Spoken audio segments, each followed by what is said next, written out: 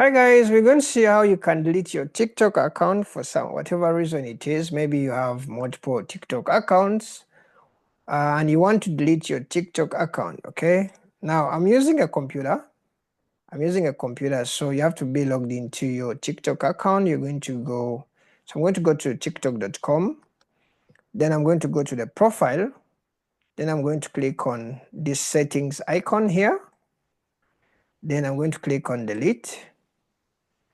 And after clicking on delete, your account will be deactivated for 30 days and So when you delete your account, they give you like 30 days to be permanently deleted. So it means if you change your mind in less than 30 days, you can have a chance to rectify it again. So I'm sure, so let me click on continue.